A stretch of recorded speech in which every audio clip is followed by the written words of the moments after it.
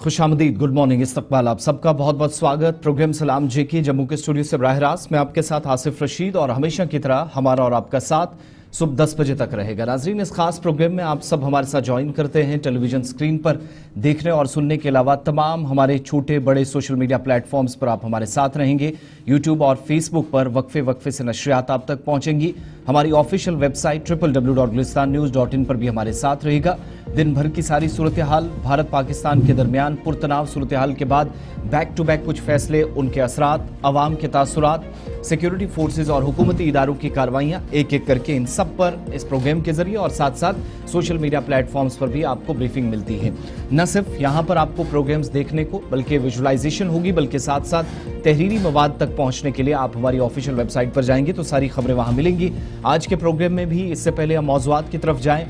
आपकी बात सुने, आपकी बात करें। मुख्तलिफ खबरें आज इस प्रोग्राम का हिस्सा रहेंगी। तज्जिया और तबसरा होगा। सरहदों की सूरत हाल बिल्कुल भी ठीक नहीं है। थोड़ी देर में आज का अपडेट भी आपको बताएंगे कि गुज़श्ता 10 दिनों से सूरत हाल क्या है और अब तक पहलगाम हमले के बाद क्या क्या हुआ है। ये सारे मौज़ूआत दिखाने और बताने से पहले हिस्ट्री ऑफ द डे पर चलेंगे। आज मई की 4 तारीख है, साल 2025, और आज के दिन की ज़रा हिस्ट्री ऑफ द डे में जब नज़र दौड़ाते हैं तो पता चलता है कि आज ही का दिन था 1983 में चीन ने एटमी तजर्बा किया। न्यूक्लियर पावर बनने का जो दावा था वो शुरुआत में ही आज से ही दरअसल चीन की जानिब से किया गया था, और ये वो वक्त था जब मुख्तलिफ हिस्सों के अंदर, दुनिया के अंदर कई ममालिक जो शदीद किस्म की जंग में या खाना जंगी का शिकार हुए थे। 1854 में भारत का पहला डाक टिकट सरकारी तौर पर जारी करने का ऐलान आज ही के दिन हुआ। 1846 में अमरीकी रियासत मिशिगन से सजाए मौत खत्म करने का ऐलान हुआ, और इस तरीके से दुनिया भर के मुख्तलिफ हिस्सों में, बिलखुसूस अमेरिका के अंदर तमाम स्टेट्स में बाद में इसी कानून के मुताबिक काम शुरू हुआ। 1897 में फ्रांस के पेरिस मार्केट में आग लगने से तकरीबन 200 अफराद की जानें चली गई। 1945 में आज के दिन जर्मन फौज ने नीदरलैंड, डेनमार्क और नॉर्वे में हथियार डालने का ऐलान किया। ये वो वक्त था जब दूसरी जंग अजीम उस मरहले पर खड़ी थी जब हिरोशिमा नागासाकी में अगस्त के महीने में भी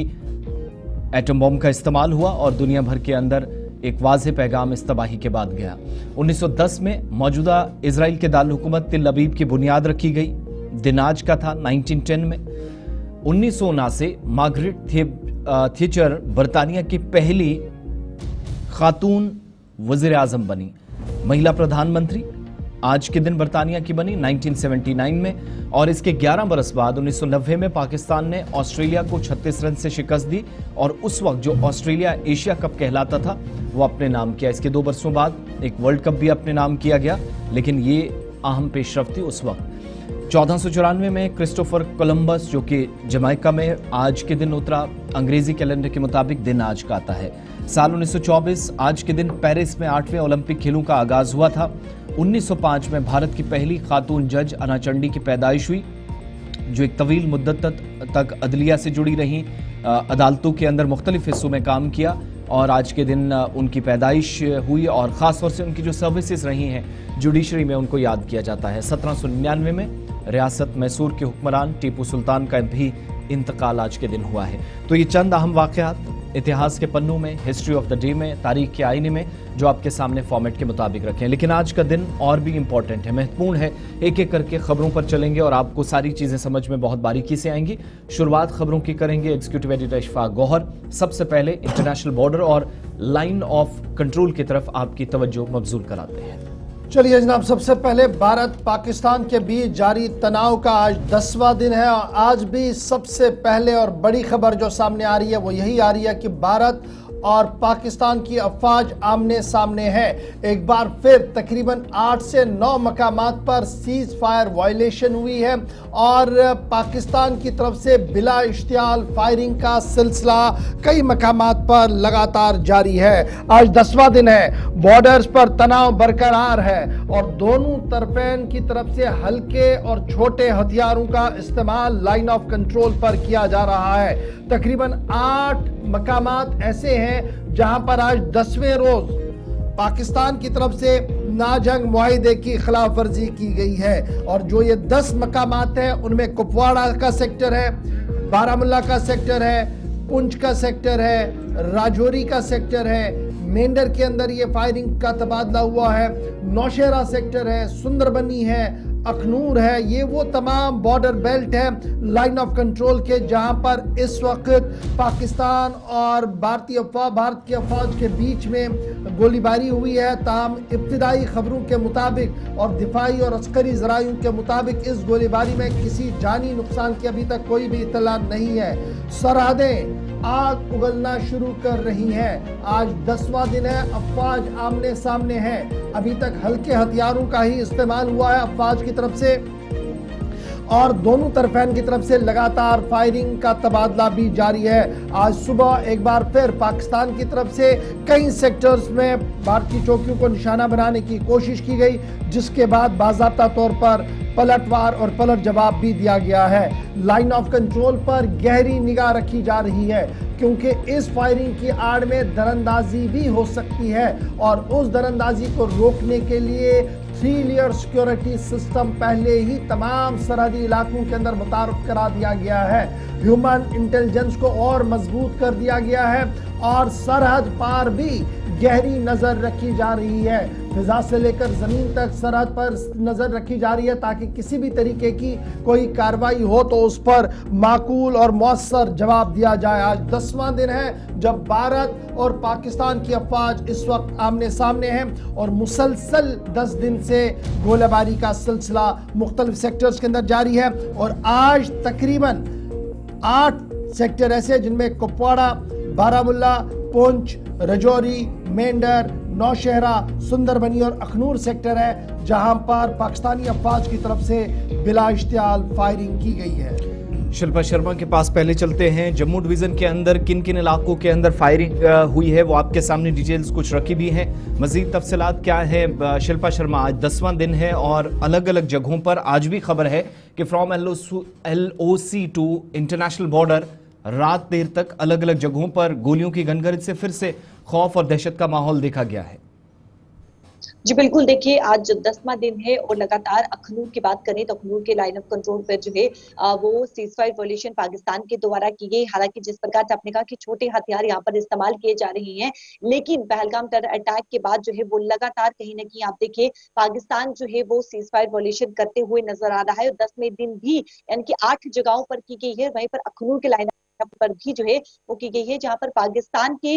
जो माफ कीजिएगा भारतीय सेना की चौकियों को जो है वो पाकिस्तान निशाना बनाते हुए नजर आ रहा है। और 10वें दिन करीबन 23 बार जो है वो सीजफायर वायलेशन पाकिस्तान करते हुए नजर आ रहा है। तो साफ तौर पर पाकिस्तान उकसाने की यहाँ पर जो है वो भारतीय सेना को कोशिश जरूर कर रहा है, क्योंकि 10वें दिन भी अखनूर में यानी कि अखनूर लाइन ऑफ कंट्रोल पर जो है वो पाकिस्तान के द्वारा सीजफायर वायलेशन की गई है। तो सुरक्षा व्यवस्था की अगर मैं बात करूं तो सुरक्षा व्यवस्था इस समय जो है वो कड़ी नजर आ रही है, चाहे फिर वो अंतरराष्ट्रीय सीमा हो या फिर लाइन ऑफ कंट्रोल हो या फिर सिटी का इलाका हो या फिर गांव के इलाके हैं, वहां पर पूरी तरीके से इस समय जो है वो सेना पूरी तरीके से अलर्ट है और सुरक्षा व्यवस्था काफी ज्यादा कड़ी जो है वो इस समय देखने को मिल रही है। लेकिन पाकिस्तान अपनी हरकतों से बाज नहीं आ रहा है और 10वें दिन भी जो है वो पाकिस्तान के द्वारा सीजफायर वायलेशन जो है वो अखनूर के लाइन ऑफ कंट्रोल पर की गई है, जहाँ पे भारतीय सेना की चौकियों को जो है वो निशाना बनाते हुए पाकिस्तान जो है वो नजर आ रहा है।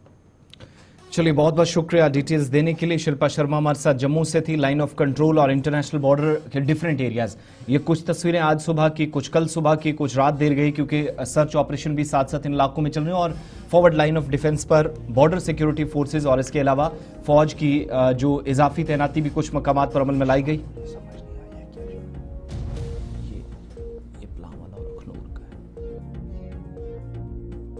हाँ, खास तौर से जो आम इस्टेब्लिशमेंट्स हैं उनके आसपास हलचल काफ़ी ज़्यादा देखी जा रही है और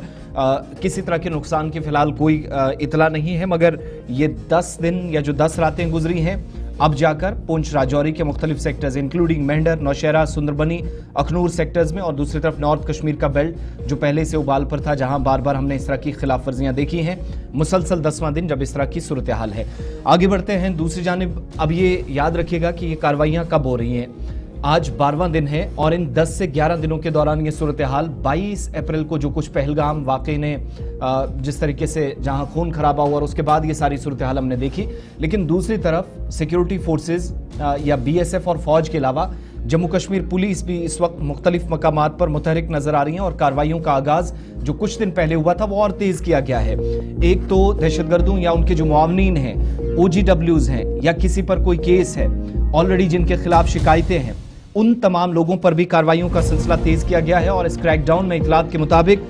दर्जनों मकामात को छांटा जा रहा है, सर्च ऑपरेशन किया जा रहा है। अलग अलग मकामात पर कुछ लोगों से पूछताछ भी हुई है और वादी कश्मीर के अंदर सेंट्रल कश्मीर, साउथ कश्मीर और नॉर्थ कश्मीर तीनों मकामात पर इस तरह की कार्रवाइयां। और खबर है कि सुबह जम्मू के अंदर भी पहलगाम हमले के बाद कई मकामात पर पुलिस की जानिब से कार्रवाइयां की गई और सबसे ज्यादा क्रैकडाउन उन लोगों के खिलाफ जिन पर already unlawful prevention activities act के तहत मुकदमा दर्ज है, UAPA केसेस जिन पर लगे हैं। गुज़श्ता रोज और रात भर कई मकामात पर छापेमारी वादी कश्मीर में हुई है और एक जानिब जहां पहलगाम हमले की तहकीकात का जिम्मा कौमी तहकीकाती एजेंसी के पास है, तो दूसरी जानिब मकामी पुलिस की भरपूर मदद या ताउन भी लिया जा रहा है। इधर खबर यह है कि पहलगाम हमले के बाद जहां ये कार्रवाइयां तेज हुई हैं, तो कुछ OGW से कोट भलवाल जेल जम्मू के अंदर भी पूछताछ का सिलसिला आइंदा कुछ दिनों में देखा जा सकता है, क्योंकि कुछ ऐसे एविडेंसेस है जहां पर खबर है कि कुछ लोगों के तार उन लोगों के साथ मिले हैं जब ढांगरी का हमला हुआ और उसके बाद बाकी सारी सूरत हाल बनी। जो लोग ऑलरेडी जेलों में हैं उन लोगों के साथ जिन जिन के ताल्लुकात थे या जिन पर ऑलरेडी UAPA केसेस लगे हैं, मुकदमा दर्ज है, उन लोगों पर सबसे ज्यादा इस वक्त नजर है और तहकीकाती अमल बहुत तेजी के साथ आगे बढ़ते हुए इस क्रैकडाउन को मजीद इंटेंसिफाई किया गया है। जहां एक तरफ से सरहदों पर अफवाज आमने सामने है, वहीं पर अंदरूनी रियासत भी सिक्योरिटी का माकूल और मुनासिब ढांचा मजबूत किया जा रहा है। उन तमाम अफराद पर गहरी नज़र रखी जा रही है जो किसी न किसी तरीके से इंतहा पसंदाना तहरीकों के साथ या दहशतगर्दाना कार्रवाइयों में मुलविस बराह रास्त थे या बिलवास्ता थे। उनके नाम सिक्योरिटी एजेंसीज के पास थे, FIRs उनके खिलाफ ऑलरेडी लगी हुई थी। उस पर बड़ा क्रैकडाउन जो है वो पूरे सूबा कश्मीर के अंदर भी चल रहा है और सूबा जम्मू के मुख्तलिफ इलाकों के अंदर भी चल रहा है। और मुतअद्दिद रिहायशी मकानों के अंदर डिजिटल एविडेंसेस, किताबें और दीगर चीज़ें जो है वो खंगाली जा रही है। इधर पुलिस की तरफ से मुसलसल इस बात की अनाउंसमेंट भी की जा रही है कि जितनी भी मुश्तबह तंजीमें हैं, जितनी भी ममनुआ तंजीमें हैं, उन तंजीमों से दूर रहा जाए और किसी भी कीमत पर अमन कानून को बिगाड़ने में अपना किरदार ना निभाए, वरना कार्रवाई सख्त होगी। तो पुलिस की कार्रवाई आज भी मुतअद्दिद मकामात पर जारी है। इसके बाद बढ़ते हैं जी आगे, जरा बात आज के दिन की करते हैं, क्योंकि आज सबकी नजरें श्रीनगर के हज हाउस पर थी। लब्बाइक अल्लाहुम्मा लब्बाइक की फिजाओं के बीच आज श्रीनगर से एक और काफिला एयरपोर्ट की ओर रवाना हो चुका है। मरकजी हज हाउस श्रीनगर के अंदर आज सब लोग जमा थे और आज पहली परवाज तकरीबन 10:30 बजे के आसपास श्रीनगर से जिद्दा शरीफ के लिए रवाना हो रही है। पहली परवाज के अंदर 178 के करीब हाजी साहिबान हैं जो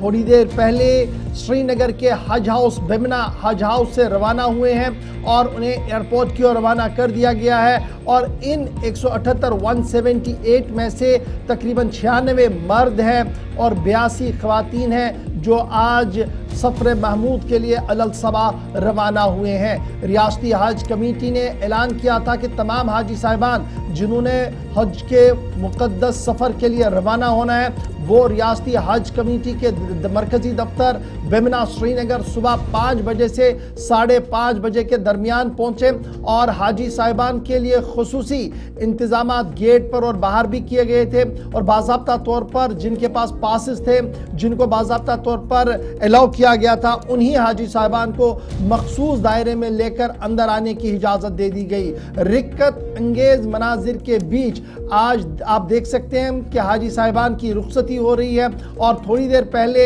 श्रीनगर के हज हाउस पर deputy commissioner Srinagar, SSP Srinagar समेत रियासती इंतजामिया के आला अफसरान भी मौजूद थे और यहाँ से उनकी रवानगी का सिलसिला हो चुका है। अब की बार तकरीबन 3600 के करीब हाजी साहिबान हज के सफर पर रवाना होंगे जो सरकारी कोटे से होगा। इसके अलावा तकरीबन 1-2 हज़ार के करीब ऐसे हाजी साहिबान भी हैं जो प्राइवेट कोटा से अब की बार हज पर जा रहे हैं। सिक्योरिटी का माकूल इंतजाम रियासती हज कमेटी और इंतजामिया की तरफ से बेमिना श्रीनगर के आसपास कर दिया गया है और हाजी साहिबान का जो लगेज है और दीगर ज़रूरी लवाजमात है वो हज हाउस के अंदर ही पूरे किए जाएंगे, जिसके बाद बाज़ाब्ता तौर पर गाड़ियों का एक काफिला जो तकरीबन 178 अफराद आज पहले परवाज में श्रीनगर से जिद्दा शरीफ के लिए रवाना होंगे, उनके लिए बाज़ाब्ता तौर पर एक सिक्योरिटी कवर के तहत उन्हें बेमिना श्रीनगर से एयरपोर्ट की ओर रवाना किया जाएगा। और हमारी इतलात के मुताबिक थोड़ी देर में वो श्रीनगर एयरपोर्ट पहुंच रहे हैं, जहां पर भी उनका इस्तकबाल किया जाएगा। रियासत के वज़ीर आला और काबीनी वज़रा भी एयरपोर्ट पर मौजूद रह सकते हैं, इस तरीके की इतलात जो है वो सामने आ रही है। ताहम पहला काफिला आज श्रीनगर से सऊदी अरबिया के लिए रवाना हो रहा है। 4 मई से यानी आज से तकरीबन 15 मई के दरमियान काफिलों का सिलसिला चलेगा। परवाजें श्रीनगर से रवाना होंगी। 11 परवाजें शेड्यूल की गई हैं कुल मिलाकर और आखिरी परवाज जो है वो 15 मई को दोपहर 3 बजे रवाना होगी, जिसमें तकरीबन 321 वो अफराद होंगे जो हज बैतुल्लाह पर रवाना होंगे। और आज से जब ये सफ़र शुरू हुआ तो उससे कबल वैक्सीनेशन का अमल, तमाम दस्तावेज़ात का पूरा करने का अमल रियासती हज कमेटी की तरफ से पहले ही मुकम्मल कर दिया गया था और डॉक्टर शुजात अहमद कुरैशी जो एग्जीक्यूटिव ऑफिसर स्टेट हज कमेटी है वो वहाँ पर मौजूद रहे, कल रात से ही मौजूद रहे, क्योंकि रात देर गए भी हमने देखा कि हज हाउस के आसपास काफ़ी गहमा गहमी थी और सुबह फजर नमाज के फौरन बाद हाजी साहिबान का आना शुरू हुआ और थोड़ी देर पहले उनकी रुखसती रियासती हज हाउस से एयरपोर्ट की ओर कर दी गई है। मौका दे दिया, कुछ ख्याल आया दिमाग में और वो हो गया बस। अल्हम्दुलिल्लाह ताला हमें अमन वापस आए, यहाँ पीस फिर से हो जैसे पहले था, अल्लाह ताला वैसा करे और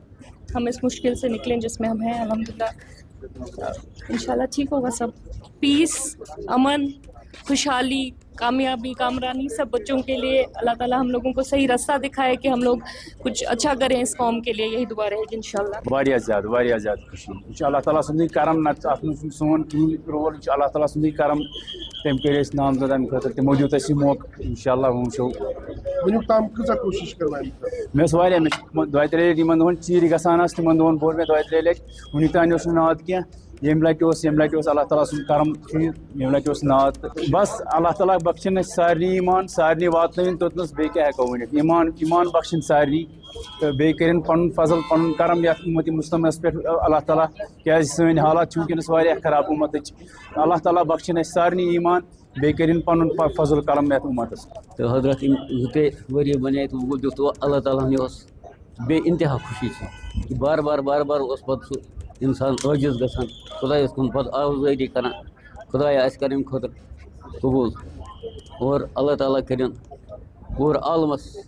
खुशी अता पूर आलमस ईमान वाले वातन अत जाय मुबारकस पे हर अकिस दिन अम जाय पाक दीदार कर तौफीक अता हर एक मुसलमान जिंदगी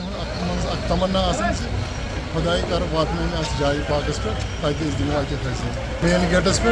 ईदन वातन खुद इस्तकबाल कर खुश गवर्नमेंट इंतजाम कर इसकी तैयारी कर रहे हैं और हज कमेटी की जानिब से बहुत ही अच्छे तरीके से इसमें इनके सारे जो मुलाजिम उन्होंने शमूलियत की और बहुत अच्छे से जो सारे हमारे हाजीज़ हैं उनका पूरा ख्याल रखा और यहाँ पर पूरी फैसिलिटीज़ रखी। आपको पता ही है कि सारा बोर्डिंग यहीं से हो जाता है और सामान सारा पूरा बड़ी कंफर्टेबल तरीके से उनको यहाँ से हम रवाना करते हैं एयरपोर्ट की तरफ। और आज एसएसपी साहब और मैं भी यहाँ आए थे और आज हमने इनको रवाना यहाँ से किया इस अजीम और जो इनको हज करना है और हमारी यही दुआएं और यही प्रेयर्स है कि हेल्दी रहे, उनको कंफर्टेबल रहे और अपने सारे अहकामात वहाँ तरह अच्छे से पूरे करे और हमारे देश के लिए और JNK के लिए दुआ करे खुशी और खुशहाली के लिए। बस यही हमारा मैसेज था। बहुत बहुत शुक्रिया। आज 178 हाजिज की फ़्लाइट है तो वो यहाँ से निकल चुके हैं और जी सर क्योंकि फ़्लाइट कितने बजे है, क्योंकि इस मरतबा ये दिल्ली से जा रहे हैं, यहाँ से डायरेक्ट नहीं होगा, कितने बजे की फ़्लाइट? नहीं उसके बाद फ़्लाइट डायरेक्ट है, यहीं से डायरेक्ट है, श्रीनगर से डायरेक्ट। आपको जानकारी गलत है,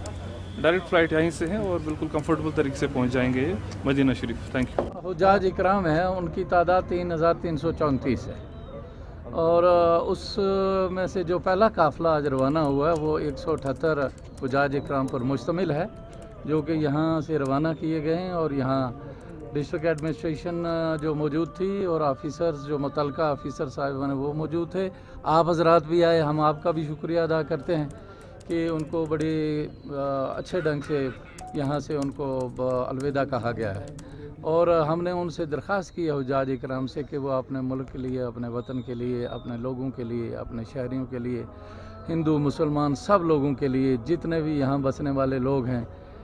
हमारे मुल्क के अंदर, इनकी सलामती के लिए, खुशहाली के लिए वो दुआ करें। तो ये बड़ा आसान मौका है, बड़ा सफ़र महमूद पर जाने वालों का देखना भी, दीदार करना भी ये सवाब का काम है। मैं समझता हूँ ये सवाब का हिस्सा आपको भी अल्लाह ताला ने अता फरमाया है और सब लोगों को अल्लाह ताला हज का पहला काफिला वादी कश्मीर से रवाना हो रहा है। जम्मू कश्मीर के मुख्तलिफ अजला से इनका ताल्लुक है। हज हाउस बिमना जिनका रात देर गई पहुंचने का सिलसिला जो है मुकम्मल हो गया था। सुबह सुबह रवानगी, अब से कुछ देर बाद रवानगी होनी है और 3000 से ज़्यादा इनकी तादाद है, बल्कि 3400 प्लस जो हज हाउस से ज़िम्मेदारान या हज कमेटी के ज़िम्मेदारान बता रहे थे। इससे पहले ब्रेक पे जाएँ, खबर ज़रा उन तलबा के हवाले से भी जो नीट इम्तहान 2025 में बैठने जा रहे हैं और तैयारियाँ कर रहे हैं, मुख्तलिफ फील्ड्स में जाना है। जम्मू कश्मीर के अंदर जहां पर तैयारियों की बात है तो जम्मू कश्मीर की इंतजामिया जिनको नीट यूजी 2025 का इम्तिहान कराना है, अलर्ट मोड पर तमाम इदारे, तमाम जिम्मेदारान हैं। कुल मिलाकर जम्मू कश्मीर यूनियन टेरिटरी के अंदर 128 मराकज़ कायम किए गए हैं जहां पर यह एग्जाम आज होने जा रहा है और 51,510 उम्मीदवार नीट इम्तिहान में वादी कश्मीर और सूबा जम्मू के मुख्तलिफ इलाकों के अंदर, तमाम सेंटर्स के अंदर जहां पर कुछ दिनों से तरबियत भी मुख्तलिफ स्कूलों के अंदर अमले को दी जा रही थी कि किस तरीके से एग्ज़ाम कंडक्ट कराना है उसके लिए। और इतलात के मुताबिक इस बार जो जम्मू कश्मीर के अंदर तैयारी है उसमें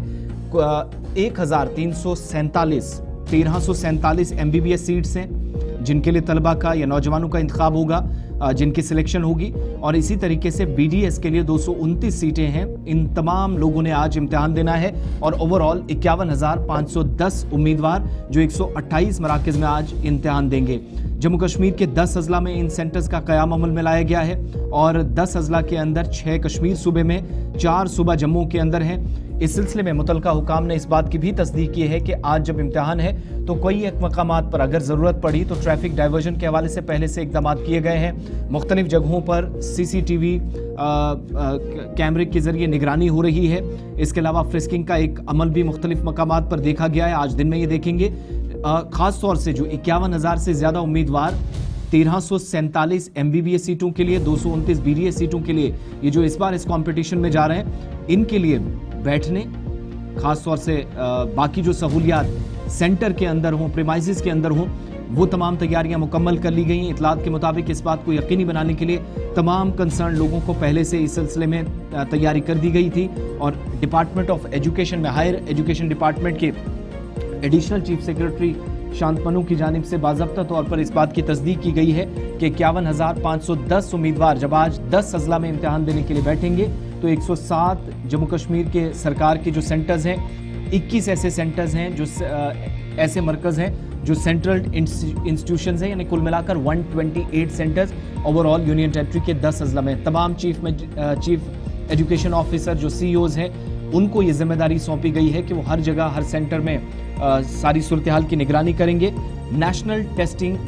एजेंसी की या जो अथॉरिटी है उसकी गाइडलाइन और कवायद व ज़वाबित के मुताबिक इम्तिहान लिया जाए, कहीं से कोई शिकायत मौसूल ना हो। जिन लोगों ने इम्तिहान में शिरकत करनी है, जो 51,000 प्लस उम्मीदवार हैं, इन तमाम लोगों के लिए इंतजामात को हतमी शक्ल गुज़श्ता दिनों दे ही दी गई है और आज चीफ एजुकेशन ऑफिसर्स को जिम्मेदारियां दी गई है। नेक ख्वाहिशात का भी इजहार तमाम लोगों की तरफ से किया जा रहा है। खासतौर से महकमा तालीम पर आज दबाव भी होगा मुख्तलिफ इलाकों के अंदर इम्तिहान कराना, लेकिन चूंकि आज छुट्टी है तो इसलिए कई एक जगहों पर रश कम हो सकता है। लेकिन खबर है कि मुतअद्दिद मकामात पर ट्रैफिक प्लान भी उसी हिसाब से तरतीब दिया गया है। जिन इलाकों में अगर कहीं किसी कस्बे के अंदर, शहर के अंदर सेंटर्स कायम किए गए हैं तो उस हिसाब से इकदाम भी उठाए गए। कुल मिलाकर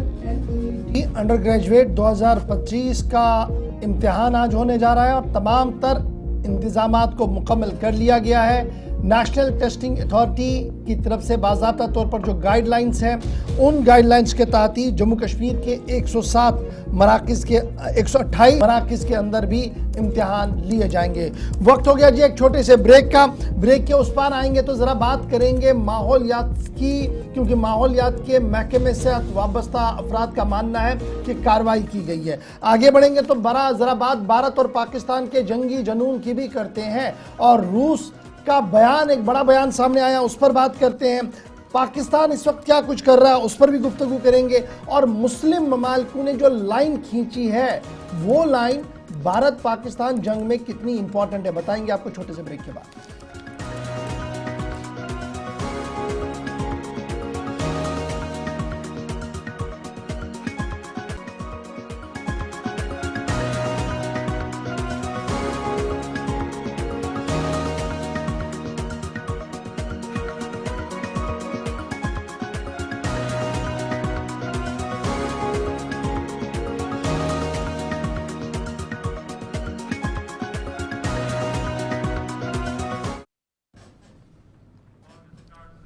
चलिए जनाब, ब्रेक के बाद दोबारा इस्तेकबाल। प्रोग्राम आप देख रहे हैं सलाम जेके, और सलाम जेके में खबरों के सफर को बढ़ाते हैं आगे। जरा बात माहौलियात की भी आपके सामने रखते हैं, और उसके बाद बात जरा सियासत और रियासत की भी होगी। माहौलियाती तवाज़ुन बरकरार रखना हम सब की जिम्मेदारी है, और इस ज़िमन में माहौलियात से वाबस्ता इदारे भी मुतहरिक हुए हैं। साल 2024-25 के हवाले से अदाद-ओ-शुमार भी जारी कर दिए गए, और ये साफ कर दिया कि वो इदारे जो माहौलियात को तबाह कर रहे थे उन पर कार्रवाई भी की गई है। बड़ी खबर के साथ इस खबर पर आपके सामने रखते हैं कि वायलेशन हुई है, यानी कहीं ना कहीं एनवायरमेंटल वायलेशन के तहत साल 2024-25 की कार्रवाई सामने आई है। कुल मिलाकर 650 से ज़्यादा इंडस्ट्रियल यूनिट्स,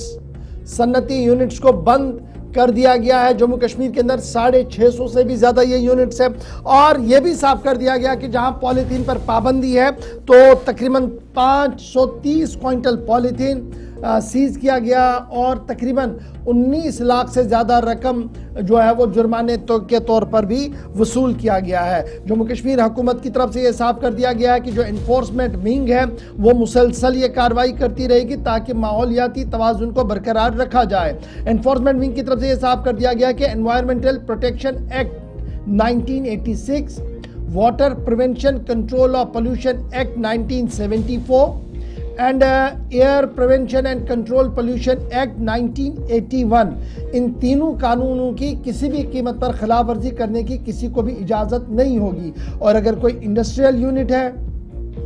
कोई प्राइवेट एजेंसी काम कर रही है, उन्हें किसी भी कीमत पर अपना डिस्चार्ज वेस्ट जो है वो खुले में आबी पनाहगाहों में डालने की इजाज़त नहीं होगी। और ये साफ कर दिया गया है पोल्यूशन कंट्रोल कमेटी की तरफ से कि मज़ीद कार्रवाइयाँ होंगी। जहां पहले तकरीबन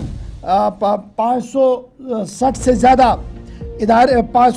इदारे हमने बंद किए हैं, वहीं पर 500 से ज़्यादा इदारों को लिस्ट पर भी लिया गया है। 92 अभी तक, यानी इन अगर आप देखेंगे जनवरी, फरवरी, मार्च, अप्रैल में इन 5 महीनों के दौरान जो एदाद शुमार आए हैं, 92 ऐसे इंडस्ट्रियल यूनिट्स हैं जिनके लिए लीगल नोटिस भी जारी कर दी गई हैं।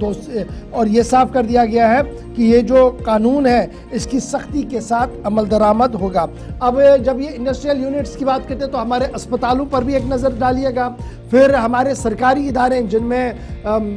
हाउसिंग एंड अर्बन डेवलपमेंट एक बहुत बड़ा इदारा है, जिनके मातहत हमारी श्रीनगर म्यूनसिपल कॉरपोरेशन, म्यूनसिपल कमेटियाँ, म्यूनसिपल काउंसिल्स हैं, वो किस तरीके से माहौलियात की तबाही कर रहे हैं उस पर भी एक नज़र डालने की बहुत ज़्यादा ज़रूरत है। और मुझे उम्मीद है कि जहाँ इंडस्ट्रीज़ पर कार्रवाई हो रही वहाँ पर सरकार अपने मातहत इदारों पर भी कार्रवाई करेगी। इसके बाद चलते जी आगे, ज़रा बात अब भारत पाकिस्तान की सियासत की भी करते हैं।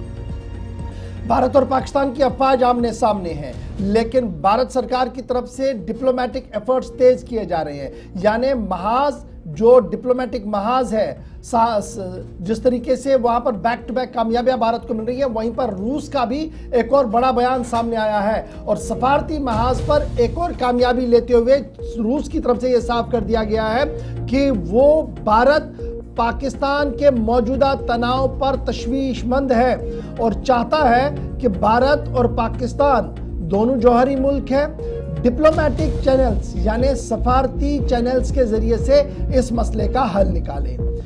रूस के फॉरेन मिनिस्टर का बड़ा बयान सामने आया और ये बयान तब सामने आया जब उन्होंने डॉक्टर एस जयशंकर के साथ टेलीफोनिक गुफ्तगू की है, और उस टेलीफोनिक गुफ्तगू के बाद रूस ने ऑफिशियली अपना बयान जारी करते हुए ये साफ कर दिया कि हम चाहते हैं कि मामला हल हो, लेकिन बजाय जंग के मुज़ाकरात का दरवाजा खोलकर और डिप्लोमेटिक चैनल्स के जरिए से इसका रास्ता निकाला जा सके। निस्फ दर्जन से जायद ऐसे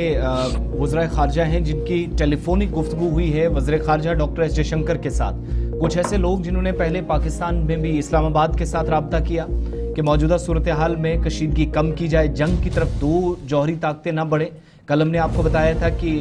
यूरोपीय यूनियन के कमिश्नर और स्विट्ज़रलैंड के जो वज़ीर ख़ारजा हैं, फॉरेन मिनिस्टर हैं, उन्होंने पाकिस्तान से और उसके बाद भारत से भी बात की थी। इधर दूसरी तरफ आप देखेंगे तो आज सबकी नज़रें इस बात पर थी कि आया रूस का क्या मौक़िफ़ होगा। तो एक तो पहलगाम हमले की खुलकर मजम्मत, दूसरा दहशतगर्दाना सरगर्मियों को कम करने के लिए और खित्ते में अमन व अमान को यकीनी बनाने के लिए भारत के वज़ीर ख़ारजा की इस एक्स पर किए गए पोस्ट के मुताबिक रूस ने इस बात का यकीन दिलाया है कि वो साजिशकर्ताओं या उन तमाम दुश्मनों के खिलाफ खड़ा होगा भारत के साथ जिन्होंने पहलगाम के अलावा कई दीगर हिस्सों को दहलाया है, और इस पर मुकम्मल ताउन का यकीन दिलाया गया है। तो अब इस सिलसिले में रूस के वज़ीर ख़ारजा की जानिब से जब रब्ता किया गया तो सियासी और सिफारती सतह पर यह बड़ी कोशिश भी मानी जा रही है। 1972 शिमला एग्रीमेंट, 1999 लाहौर डिक्लेरेशन का हवाला देते हुए कहा गया कि कम से कम दोनों इस बात का एहतराम करें, और पाकिस्तान पर इस बात को लेकर दबाव बनाया गया कि मुसलसल ऐसी सूरत हाल पैदा करना जहां पर बार बार आपको जवाबदेही देनी पड़े या करनी पड़े लेकिन उसके बावजूद बात ना आए, तो इस पर खुलकर बात की जानी चाहिए थी। लेकिन इंसाफ के कटघरे में उन तमाम लोगों को खड़ा किया जाए जिन्होंने निहत्ते शहरियों का खून बहाया, कत्ल किया, इस पर भारत अगर कोई कार्रवाई करता है तो इसके लिए रूस की जानिब से उसे बाज़ाब्ता सपोर्ट मिला है। ये तो एक बात सिफारती सतह पर क्या है, लेकिन दूसरी तरफ अब सिफारती सतह पर इन इक़दामात के बाद भारत और पाकिस्तान के दरमियान ताल्लुकात इतने ख़राब हो गए हैं, जो लास्ट ऑप्शन बचा था कि तिजारत दोनों ममालिक की हो रही थी, लोग इधर से उधर जा रहे थे, लोगों का आना जाना बंद होने के बाद, अपने अपने घरों के लौटने के बाद तिजारती रास्ते भी बंद कर दिए गए। सिंध तासाबी मुआहिदे के बाद भारत पाकिस्तान तिजारती सरगर्मी अब मुकम्मल तौर पर बंद होती दिखाई दे रही हैं, क्योंकि भारत की जानिब से कल एक फैसला लिया गया और उसके बाद एक और फैसला हुआ। पाकिस्तान ने भी दूसरी तरफ से इसी पर फैसला लिया कि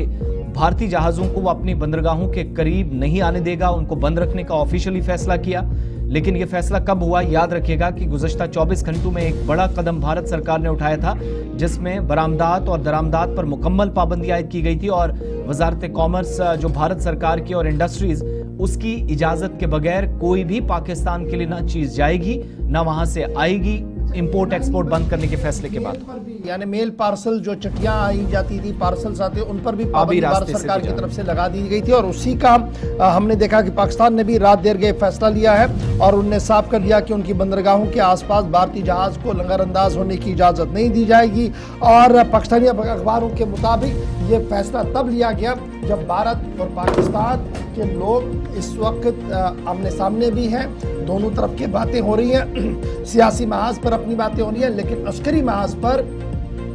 फौजें आईबॉल टू आईबॉल पर आ चुकी है। एक तरफ से यह खबर है, और दूसरी बड़ी खबर की ओर चलते हैं, जहां पर पाकिस्तान ने अपने कौमी असेंबली का इजलास तलब किया है, और कल इजलास 5 बजे तलब कर दिया गया है। बाज़ाब्ता तौर पर आपको याद होगा कि पाकिस्तान के वज़ीर-ए-आज़म शहबाज शरीफ और पाकिस्तानी सदर के बीच में मुलाकात एक दिन पहले हुई थी, और अब पाकिस्तानी कौमी असेंबली का इजलास कल 5 बजे तलब किया गया है। आसिफ अली जरदारी जो सदर पाकिस्तान है, उन्होंने बाज़ाब्ता तौर पर समन किया है पार्लियामेंट के इजलास को, और ये बताया गया कि जो भारत और पाकिस्तान की मौजूदा सूरत हाल है, इस सूरत हाल पर ये इजलास जो है वो तलब किया गया है। एक रोज़ा इजलास होगा और सबकी नज़रें वहाँ पर, सबकी तकरीरों पर रहेंगी। कल ये अहम तरीन इजलास 5 बजे आसिफ अली जरदारी के समन के मुताबिक जारी किया गया है। जो समन जारी हुआ उसके मुताबिक कल पाकिस्तान की कौमी असम्बली का इजलास बुलाया गया है 5 बजे, और तमाम सेनेटर्स और अराकीन को कहा गया कि वो वहाँ पर मौजूद रहे। इस बीच PTI का लगातार ये दबाव है कि PTI के रहनुमा को भी छोड़ा जाए और कुल जमाती काबीना बनाई जाए, जिसमें मुखालफत में किस तरीके से काम करना है, उस ज़िम्मन में यकजोई के साथ आगे बढ़ा जाए, ये पाकिस्तान की तरफ से जो PTI है वो कह रही है। लेकिन इसके बरक्स जो इस वक्त घबराहट और जो वो जिस तरीके का पाकिस्तान के अंदर जो उथल पुथल चल रही है, उसी का नतीजा ये है कि पॉलिटिकल पेज को दूर अस्करी पेज पर भी एक पेज पर नजर नहीं आ रही है। तो फिलहाल पाकिस्तान का असेंबली का इजलास कल 5 बजे तलब कर दिया गया है। चलिए, ये सारी सरगर्मियां उस वक्त हो रही हैं जब जम्मू कश्मीर के जनूबी हिस्से के अंदर हमला हुआ और इसका असर भारत पाकिस्तान की सरहदों पर, लेकिन भारत पाकिस्तान के ताल्लुकात पर भी बराह रास्त मनफी असरात मुरतब हुए हैं और साल 2001 और 2 का जो स्टैंड ऑफ था उससे भी अब तक सूरत हाल दिखाई देती नजर आ रही है। लेकिन इसका असर ये तो सरहद के उस तरफ या सरहद के करीबी इलाकों में क्या है, मगर उन इलाकों को भी मत भूलिएगा जहां एक कसीर तादाद में लोग होते थे, पांव रखने की जगह नहीं होती थी। पहलगाम हमले के बाद उन इलाकों में भी सरगर्मियां बुरी तरह मुतासिर हुई, जहां पर सयाह मुल्क और बैरून मुल्क से आते थे। मुख्तलिफ रियासतों और मरकज के ज़ेर इंतज़ाम इलाकों से जिन इलाकों में सबसे ज्यादा सयाह आते थे वहां पर भी सरगर्मियां बुरी तरह मुतासिर हुई हैं। और मुतासरा इलाकों में सोनमर्ग एक ऐसा खूबसूरत मकाम जहां पर आपको याद होगा सिर्फ 1 महीना पहले वज़ीर-ए-आज़म और दीगर अहम शख्सियात उस स्टेज पर मौजूद रही थी जब एक अहम सुरंग का इफ्तिताह हुआ और ये कहा गया कि सयाहत के एतबार से और स्ट्रेटेजिकली ये सुरंग बड़ी इंपॉर्टेंट है और सोनमर्ग को अब सयाहों के लिए 12 महीने खुला रखा जाएगा। लेकिन पहलगाम दहशतगर्दाना वाक़े के बाद सोनमर्ग सेंट्रल कश्मीर का एक खूबसूरत इलाका भी बुरी तरह मुतासिर हुआ और जिन मसरूफ तरीन बाजारों में या सड़कों में या आसपास के इलाकों में इन खूबसूरत वादियों में एक कसीर तादाद सयाहों की होती थी, वो इलाके इस वक्त बिल्कुल वीरान और खामोश दिखाई दे रहे हैं। खुद बयान कर रही है कि सोनमर्ग आज इतवार था और सोनमर्ग की गिरदनवा में गाड़ियों की रफ्तार होती थी, पाँव रखने की जगह नहीं होती थी, लेकिन सिर्फ चंद सांस जो गेस्ट हैं, जो सयाह है, वो इस वक्त सोनमर्ग के अंदर मौजूद है। सोनमर्ग के होटलों के अंदर भी मुसलसल जो है वो बुकिंग्स कैंसिल हुई है। अगरचे सोनमर्ग गगनगिर के पास जो इंसिडेंट हुआ था उसके बाद इतना बुरा असर सयाहत पर नहीं देखने को मिला था, अगर उस वक्त भी 5-8 लोग मारे गए थे मिलिटेंटों के हाथों, लेकिन पहलगाम 22 सरन के मामले ने पूरा जम्मू कश्मीर हिला दिया है और पूरे जम्मू कश्मीर की सयाहत पर एक बुरा और मनफी असर जो है वो साफ नजर आ रहा है। आज इतवार थी, शहर श्रीनगर का लाल चौक हो, शहर श्रीनगर का डलगेट हो, शहर श्रीनगर के दीगर मकामात हो, वहां पर पाँव रखने की जगह नहीं होती थी। लेकिन तस्वीरें आपके सामने सोनमर्ग की है जहां पर सयाहों का बहुत ही कलील, बहुत कम रश जो है वो देखने को मिल रहा है और जो सयाह वहां पर है वो लुत्फअंदोज तो जरूर हो रहे हैं, मेहमान नवाजी की भी बातें कर रहे हैं और ये भी उम्मीद लगाए रख रहे हैं कि ये दिन भी गुजर जाएंगे, एक बार फिर गुलजार होगी वादी। सीधे हम श्रीनगर चलेंगे जहां से सलीम वानी हमारे साथ ज्वाइन करेंगे। सलीम, बहुत शुक्रिया सर ज्वाइन करने के लिए। बड़ा इंपॉर्टेंट ये है 22 सरन दहशतगर्दाना कार्रवाई के बाद जिस तरीके की सूरत हाल उभर कर सामने आई तो 2 बड़े इफेक्ट्स हमने बराह रास्त नजर आए। एक, सयाहत पर एक मनफी असर अभी भी मंडरा रहा है, अभी भी हम इससे बाहर नहीं आ पा रहे हैं और जो सूरत हाल बनी है वो सबके सामने है। दूसरा, जो बैरूनी रियासत हमारे या बच्चे थे या ताजर थे उनका आधा काम छोड़ के वापस आना, ये एक दूसरा इफेक्ट इसका था। लेकिन जब हम सोनमर्ग की बात कर रहे हैं तो ऐसा लग रहा था कि शायद यहाँ पर उतना ज़्यादा इफेक्ट नहीं होगा, क्योंकि इससे पहले भी सोनमर्ग ने इस तरीके का एक हादसा देखा था, लेकिन सयाहत बड़े उरूज पर थी, ज़्यादा इफेक्ट नहीं था। आज सोनमर्ग के आसपास की क्या कुछ स्टोरी है, कितने सयाह है, होटेलियर्स क्या कुछ कह रहे हैं और उम्मीद क्या कुछ है? देखिए गौर, 22 अप्रैल के बाद जो पहलगाम सानिया हुआ उसके बाद जो अगर कश्मीर की टूरिज्म सेक्टर की बात करेंगे तो पिछले 2-3 दिन से अगर देखा जाए तो सोनमर्ग में कहीं हद तक जो हम यूं कहेंगे कि 10% या 15% टूरिस्ट आने लगे। लेकिन जो सोनमर्ग की तवारीख थी कि आज तक ऐसा माहौल दिखने को नहीं मिल रहा था, क्योंकि सोनमर्ग की माजी में जो विंटर में जो रोड की वजह से जो कनेक्टिविटी थी वो बंद रहती थी। लेकिन इस बार जो 2024 में सोनमर्ग को खुला रहा तो जो अभी जनवरी की बात करेंगे 2025 की, तो 55,934 टूरिस्ट वहां पे आ गए 1 महीने में। और फरवरी के महीने में अगर देखा जाए तो 57,110 टूरिस्ट वहां पे आए। और अगर 10 दिन मार्च के गिनेंगे तो वहां पे तकरीबन 20,000 से टूरिस्ट आएंगे, उसमें जिसमें गैर मुल्की फॉरेनर भी थे, टूरिस्ट वो जो थे। और उसके बाद अगर देखा जाए तो सोनमर्ग में पिछले 2 दिन से अगर देखा जाए तो यहाँ पे जो हमारे ट्रेडर्स के प्रेसिडेंट है उनका भी यही कहा, या होटलर्स के जो है उन्होंने ये कहा है कि 2 दिन से यहाँ पे कहीं ना कहीं 5 से 10% टूरिस्ट आने लगे उनको। वो भी यही मैसेज देते हैं, चाहे वो सोशल मीडिया साइट से या उनके जो घर वाले हैं अहमदाबाद के कल टूरिस्ट वहां पे थे, उन्होंने भी यही कहा था कि पूरे मुल्क के लोगों के लिए कि कश्मीरियत अभी जिंदा है, कश्मीरी के लोग आपको मेहमान नवाजी वैसे ही करेंगे जो माजी की यहाँ पे बात करते थे। तो इसी तरह जो सोनमर्ग में आज जो देखने को मिल रहा है कि पिछले 22 अप्रैल से अगर उसके बाद 5 दिन सोनमर्ग में जो गांधरबल की बात करेंगे जो 2.5 से 3 घंटे ट्रैफिक जाम रहता था, तो आज कोई वहां पे डाबू पे या बाकी सारी जगहों पे कोई दिखने को मिलता था। और बेशतर जो टूरिस्ट डेस्टिनेशन है जिनमें गंगबल है, जिसमें 7 लेक ट्रैक है या हंग पार्क है, उनको भी पहले गवर्नमेंट ने वो भी किया था, जो उनको बैन किया था जाने के लिए। लेकिन सोनमर्ग में पिछले 2 दिन से कहीं ना कहीं ये टूरिस्ट जो आने लगे हैं, कोई ना उनके जो बातों से पता चलता है कि आने वाले दिनों में इंशाअल्लाह रहमान की कुछ हद तक ठीक ही रहेगा। अच्छा, सोनमर्ग को हम सिर्फ टूरिज्म के पर्सपेक्टिव से इसलिए नहीं देखते कि लोग यहाँ पर बाकी जगहों से आते हैं, ट्रैकिंग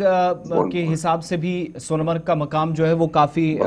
पसंदीदा मकाम रहा है। ट्रैकर्स की एक अच्छी खासी तादाद इस मौसम में इन बलाई इलाकों में होती थी। क्या ऑफिशियली ट्रैकिंग यहाँ पर अभी करने की इजाज़त है? और ट्रैकर्स उन टूरिस्ट के अलावा जो यहाँ सैर तफरी के लिए आते थे और जो बाकी लोग जो सिर्फ ट्रैकिंग के मकसद से आते थे, वो कहीं पर नजर आते हैं या वो भी बाकी टूरिस्ट की तरह गायब हैं फिलहाल इन बालाई इलाकों से? देखो आसिफ, अगर ट्रैकिंग की बात करें तो गांधरबल के सब डिवीजन कंगन इलाके में 2 बड़े ट्रैक्स है, चाहे 7 लेक ट्रैक्स है या गंगबल ट्रैक है। अगर लोकल की बात करेंगे कश्मीर जिले के, कश्मीर सूबे से या जम्मू कश्मीर से, पीर पंजाल से जो जवान आते थे, गंगबल जाते थे, 7 लेक ट्रैक जाते थे, आपने देखा चंद दिनों पहले जो 4 से 5 जो टूरिस्ट डेस्टिनेशन है उन पे यहाँ पे बैन लगाई गई जाने की, जिसमें 7 लेक ट्रैक है, गंगबल है या हंग पार्क है या वहाँ पे सरबल है, थाजवास है। लेकिन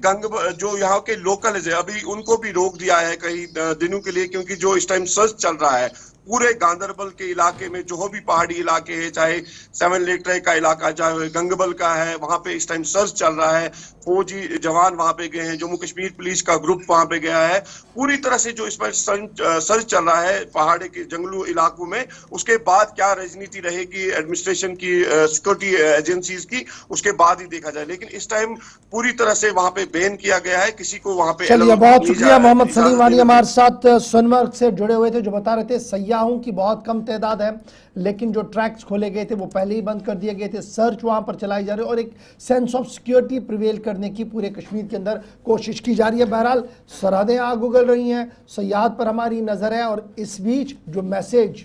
बाहर चला गया वो किसी भी कीमत पर सही नहीं गया है, जिसकी वजह से ये दहशत और खौफ हम सबके सामने है। फिलहाल बढ़ते हैं जी आगे, बात जरा मरकजी वजारत दाखिला की भी करते हैं, क्योंकि मरकजी वजारत दाखिला ने एक और बड़ा फैसला लिया है, जहां सिंतास आबी मुआहिदे को लेकर पहले ही हुक्मनामा जारी और एडवाइजरी जारी कर दी गई थी, वहीं पर अब खबर यह है कि उज मल्टीपर्पज प्रोजेक्ट पर काम शिद्दत के साथ शुरू कर दिया गया है। न सिर्फ काम वहां पर शुरू किया गया बल्कि सिक्योरिटी और सलामती सूरत हाल के हवाले से भी इंतजाम का जायजा लिया गया है। मरकजी होम सेक्रेटरी ने गुज़श्ता दिनों यह मामला जल शक्ति महकमे के साथ भी उठाया था और यह साफ कर दिया गया था कि ये जो रिवेल बेल्ट है यहां पर दरअंदाजी तो होती है, इन्फिल्ट्रेशन के लिए भी रास्ता खुला रहता है, लेकिन अब जिस तरीके से उज के आसपास काम शुरू किया गया है, बराज और दीगर चीजें बनाई जा रही है, वहां पर सिक्योरिटी दस्तों को भी हाई अलर्ट पर कर दिया गया है ताकि किसी भी कीमत पर सूरत हाल में जो सलामती सूरत हाल है इसमें चूक ना रहे और कोशिश ये की जा रही है कि तमाम तर इक़दाम जो है वो किए जाए। याद रखिएगा, वज़ीर आज़म दफ्तर में वज़ीर डॉक्टर जितेंद्र सिंह जो मेंबर पार्लियामेंट भी है कठुआ से, उन्होंने भी इसके कंस्ट्रक्शन के लिए एक बड़ा रोल निभाया था और अब यह माना जा रहा है कि कंस्ट्रक्शन तेजी के साथ तो बढ़ेगी, जब ये बढ़ेगी तो उससे जम्मू कश्मीर रियासत को भी फायदा होगा, लेकिन बड़ा सवाल की दरअंदाजी और दीगर मामला पर नकेल कसने के लिए सलामती सूरत हाल को भी मजीद मजबूत करना होगा। शिल्पा शर्मा हमारे साथ इस बड़ी खबर पर है। शिल्पा, MHA का एक बड़ा फैसला हुआ है, डिटेल में जरा समझाइएगा कि MHA करना क्या चाहता है वहां पर और इस वक्त प्रेजेंट पोजीशन उज के आसपास की क्या कुछ है।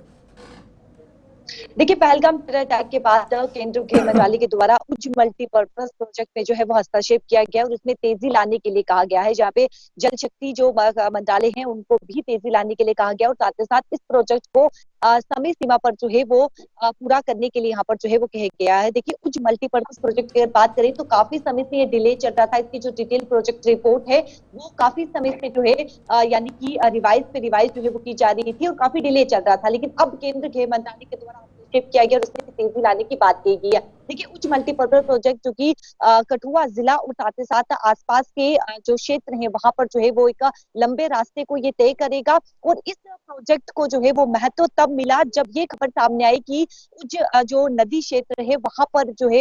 यानी कि उच्च नदी क्षेत्र से जो है वो आतंकवादी घुसपैठ करने का प्रयास करते हैं, घुसपैठ जो है वो वहां से की जाती है, तब जाके इस प्रोजेक्ट को जो है वो इम्पोर्टेंस मिली, महत्व मिली। और देखिए, ये भी खबर जो है वो सुरक्षा एजेंसियों को यानी कि कई सारी खबरें जो है वो सामने आई, सुरक्षा एजेंसियों को ये भी रिपोर्ट मिली है कि आतंकवादी जो है वो पहाड़पुर सेक्टर है उसके कुछ हिस्सों में जो है वो घुसपैठ यानी कि उच्च नदी क्षेत्र से घुसपैठ का रास्ता अपनाते हैं और उसके बाद कठुआ जिला के हीरानगर राजबाग तक पहुंचते हैं और साथ ही साथ जो पंजाब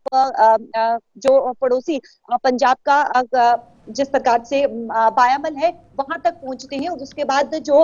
बिलावर पहाड़ी है वहां तक जो है वो आतंकवादी पहुंचते हैं इस रास्ते का उपयोग करके। तो तब जाके इसे जो है यानी कि इस पर तेजी लाने की बात कही गई है, क्योंकि अगर ये प्रोजेक्ट जो है वो कंप्लीट होता है पूरी तरीके से तो उसके बाद आप देखेंगे कि सुरक्षा व्यवस्था तो वहां पर बढ़ेगी और साथ ही साथ जो आम जनता की आवाजाही है वो भी बढ़ेगी, जिससे पूरी तरीके से निगरानी जो है वो रखी जाएगी। इस समय की अगर मैं बात करूं तो आप देखेंगे जहां पर जो पंडोरी, माफ कीजिएगा, जो पंडोरी पुल है वहां पर जो सोर्सेज बता रहे हैं कि पुलिस के द्वारा 3 चौकियां वहां पर जो है वो बनाई गई है, 3 चौकियां वहां पर स्थापित की गई है ताकि जो उच्च नदी क्षेत्र से आतंकवादी है वो घुसपैठ जो रास्ता अपना रहे थे वहां पर पूरी तरीके से समय जो है वो निगरानी रख सके। देखिए, अगर हम सिक्योरिटी कंसर्न के अलावा अगर बात करें तो वहां के जो लोग हैं, जो स्थानीय लोग हैं, उन्हें पानी पीने में यानी कि पानी की वहां पर जो है काफी दिक्कत परेशानियां देखने को मिलती थी, भी उन्हें निजात मिली कि चलिए, बहुत शुक्रिया शिल्पा शर्मा। पानी की किल्लत भी खत्म होगी, जल शक्ति महकमे को मुतहरिक भी कर दिया गया, वजारत दाखिला मुतहरिक है और सलामती सूरत हाल पर गहरी नजर भी रखी जा रही है। ब्रेक पर जाना है, लेकिन उससे पहले जरा आपको बताते हैं कि ख्वाजा आसिफ एक बार फिर धमकी दे चुके हैं और ख्वाजा आसिफ ने यह बयान कल रात देर के कौमी टेलीविजन चैनल पर दिया है, जिसमें उन्होंने कहा है कि अगर सिंध तासाबी मुआहिदे को यकतरफा तौर पर नजरअंदाज किया गया, सस्पेंड किया गया और किसी तरीके की कोई तामीर की गई तो भारत पर हमला किया जाएगा, उन तंसीबात को उड़ाया जाएगा जो तंसीबात हमारे पानी को रोकने की कोशिश करेंगे। ख्वाजा आसिफ का ये बयान एक ऐसे वक्त में सामने आया है जब भारत का एक वाज़ेह मौक़िफ़ पहलगाम हमले के बाद है और सूरत हाल यहाँ से ठीक होती दिखाई नहीं दे रही है। और एक पाकिस्तानी निजी टेलीविज़न चैनल के साथ एक सवाल के जवाब में सिंध तासाबी मुआहिदे पर जब सवाल पूछा गया तो पाकिस्तान के मौजूदा वज़ीर दिफा और साबिक वफाकी वज़ीर भी रह चुके ख्वाजा आसिफ के मुताबिक वो तमाम जगहें जो इस एग्रीमेंट की खिलाफ वर्जी उनकी नज़र में करती हैं और जो फैसला पहली CCS मीटिंग के बाद लिया गया, उस इजलास के बाद जो 5 फैसले थे, पहला फैसला जो था वो पाकिस्तान के मुताबिक उनकी इजाज़त के बगैर, यानी एग्रीमेंट में चूंकि पाकिस्तान भी शराकतदार था तो उसकी इजाज़त के बगैर हुआ और एकतरफा तौर पर फैसला किया गया। इसलिए पाकिस्तान का कोई वजीर, पाकिस्तान का कोई जिम्मेदार इस बात को अभी तक हजम नहीं कर पा रहा है कि यह फैसला बहुत हद तक दुरुस्त होगा। अब जाकर जियो न्यूज़ के एक प्रोग्राम में एक सवाल के जवाब में उन्होंने कहा उस ढांचे को जो बुनियादी ढांचा है और सिंधु नदी के आसपास बनाने की तैयारी है या बनाया जा रहा है, मजीद अगर बनता है तो उसको पाकिस्तान स्ट्राइक करेगा। और ख़ास तौर से अगर, चूँकि आप सब जानते हैं, एक और कोशिश ये भी हुई है, बहुत सारे लोगों की तरफ से भी कहा गया कि इतना पानी रोक कर तो इसको रखा कहाँ जाएगा। तो जो पहली खबर में हमने आपको बताया कि इंफ्रास्ट्रक्चर कुछ एक जगहों पर बना है, जो दरअंदाजी के रूट्स भी सिक्योरिटी के पर्सपेक्टिव से बंद करने की तैयारी है, लेकिन इस मुआहिदे के तहत भी कहीं ना कहीं इर्द गिर्द काम शुरू हुआ है। अब इसे जारियत करार देकर इस पर जवाब देने और इस पर हमला करने की धमकी पाकिस्तान की जानिब से की गई, जिस पर सख्त रद्द-ए-अमल भारत की जानिब से आ रहा है। ये सारी चीज़ें पिछले 11 दिन के दौरान देखें तो ख्वाजा आसिफ फोर फ्रंट पर है, शहबाज शरीफ बड़ा कम बोल रहे हैं, आर्मी चीफ का भी स्टेटमेंट बड़ा कैलकुलेटेड है, लेकिन ख्वाजा आसिफ को फोर फ्रंट पर किया गया और हर इंटरव्यू में न्यूक्लियर की बात हो रही है, हर इंटरव्यू में धमाकों की बात हो रही है, और हर इंटरव्यू में कहीं ना कहीं ये बताया जा रहा है कि जनाब अगर एक ऐसा हुआ तो ऐसा होगा, ऐसा किया तो ऐसा किया गया। और कल उन्हीं बातों के बीच सिंता स्वाबी मुआहिदे पर उन्होंने साफ कर दिया कि अगर भारत की तरफ से कोई भी स्ट्रक्चर खड़ा किया गया तो उसे तबाह कर दिया जाएगा, जो बराह रास्त एक बड़ी धमकी के तौर पर भारत सरकार की तरफ से ली गई है। छोटा सा ब्रेक होगा जी, यहां पर ब्रेक के उस पार आएंगे। भारत पाकिस्तान की बात चल रही है, जरा मुस्लिम ब्लॉक की भी कहानी आपको समझाते हैं कि मुस्लिम ब्लॉक कहां पर फंसा हुआ है। फिर आगे चलेंगे तो आपको बताएंगे कि एक ताजा रिपोर्ट सामने आई है। क्या पाकिस्तान जंग करने के लिए तैयार है या सिर्फ मीडिया वॉर चल रहा है, एक बड़ा सवाल यह भी है। और फिर खबर उस जवान की जो भारत के हाथ लग चुका है। छोटे से ब्रेक के बाद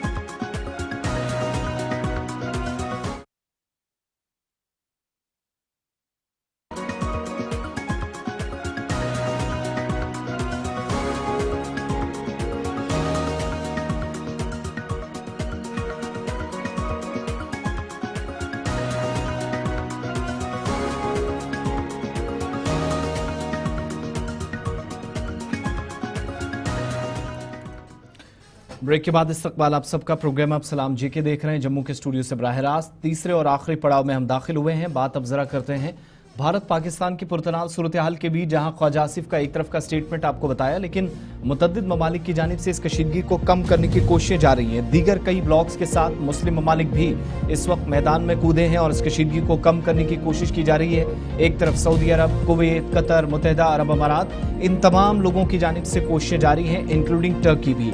तुर्की आप सब जानते हैं जिसने पाकिस्तान के लिए पहले ही मुकम्मल हिमायत का ऐलान किया है, लेकिन असल बात यह है कि इन बेशतर ममालिक ने जब पाकिस्तान के ताउन का या किसी तरीके की सपोर्ट का ऐलान किया तो इस बात का भी ख्याल रखा कि इक्तिसादी तौर पर पाकिस्तान के साथ या भारत के साथ इन ममालिक के ताल्लुकात क्या हैं, रिलेशंस क्या है। सऊदी अरब का आप स्टेटमेंट देखिएगा, वो कहता है कि वो किसी भी तरीके से तनाज़े में नहीं पड़ना चाहता, किसी जंग को होते हुए नहीं देख सकता। वो इसलिए क्योंकि उसके सामने विजन 2030 है, 2030 तक वो तामीर और तरक्की की नई मंजिलों पर, नई राहों पर पहुंचना चाहता है। इसलिए वो किसी भी तरीके से इस तरह की सूरत हाल को सपोर्ट नहीं करेगा। कतर ने भी बड़ा बीच का रास्ता लिया, कहा कि जो उनकी मौजूदा फॉरेन पॉलिसी है, इस खारजा पॉलिसी के मुताबिक भारत के साथ इक्तिसादी ताल्लुकात, खासतौर से जो स्ट्रेटेजिक पार्टनरशिप्स भी कई ममालिक के साथ हैं और तिजारत बड़े पैमाने पर होती हैं, खाम तेल, बाकी सारी चीज़ें, और ये जो इंपोर्ट एक्सपोर्ट वाला सिलसिला है, मुस्लिम बेल्ट के साथ या मिडल ईस्ट के साथ या मुस्लिम ममालिक के साथ भारत के जो ताल्लुकात हैं, उन सारी चीज़ों का ख्याल उन ममालिक ने रखा जिनने पहलगाम हमले के बाद रद्द-ए-अमल दिया। उसमें कतर भी शामिल है। सऊदी अरब कहता है मेरे सामने विजन 2030 है, कतर कहता है कि हमने फॉरेन पॉलिसी के तहत वही इक़दाम उठाने हैं जो मुल्क के लिए भी बड़े सूटेबल हों, वो भी किसी तनाज़े में ज़्यादा नहीं पड़ना चाह रहा है। इसी तरीके से मुत्तहिदा अरब अमारात, जिसने जो भारत सरकार का 23 तारीख का CCS के इजलास के बाद के फैसले थे, उसमें जो सिंध तासाबी मुआहिदे की मुअत्तली का फैसला था, उस पर उसने ज़रूर ऐसा रद्द-ए-अमल दिया कि जो अपने आप में नाराज़गी थी, जिसने इसकी तनकीद की थी इस तरह के इक़दाम की, लेकिन साथ साथ पाकिस्तान की खुलकर हिमायत का ऐलान कतर के बाद UAE ने भी नहीं किया। नहीं, यानी यहाँ पर भी वो पॉइंट आ जाता है कि भारत के साथ उसके रिश्ते कैसे हैं। मौजूदा वक्त में मुत्तहिदा अरब अमारात 85 बिलियन डॉलर की जो तिजारत है वो भारत के साथ करता है और इस पर उसका इन्हिसार है। भारत का एक बड़ा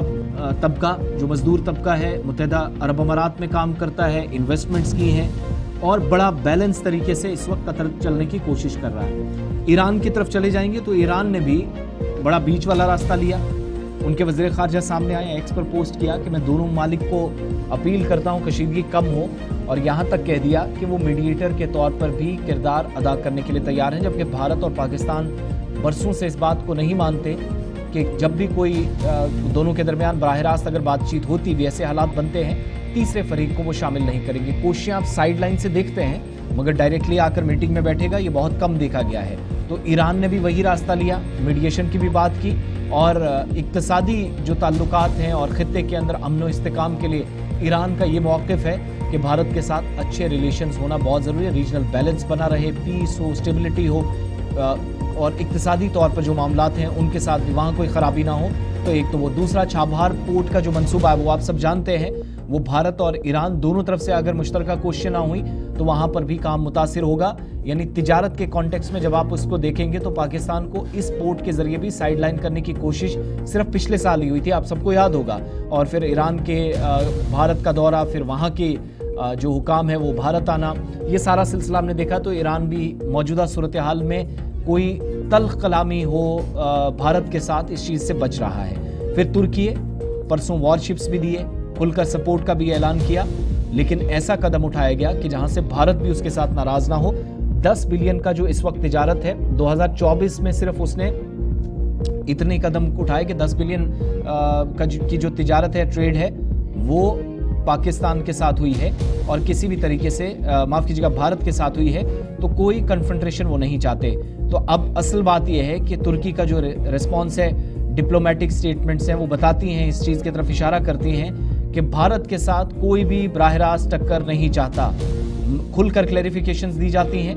लेकिन ये भी साथ साथ कहा जाता है जहां पाकिस्तान को एक तरफ वेपन्स दिए गए, बाकी सारी चीज़ें दी गई, ओवरऑल सिचुएशन ये है कि कोई भी मुल्क पाकिस्तान के साथ भी खड़े होने की बात तो ज़रूर करते हैं, लेकिन दहशतगर्दाना हमले के बाद सूरत हाल ख़राब, इस वाक़े के बाद भारत के साथ ना हो, इस चीज़ के लिए भी कोई तैयार नहीं हो। और इस चीज़ को भी हम सबको ख्याल में रखना होगा। मुस्लिम बेल्ट ने कम से कम बीच वाला रास्ता लेने की अभी कोशिश की है, जिसमें सऊदी अरब सर फहरिस्त है, कतर है, मुत्तहिदा अरब अमारात है, ईरान है, जिसने मध्यस्थता की या मीडिएशन की भी भारत और पाकिस्तान के साथ बात की है।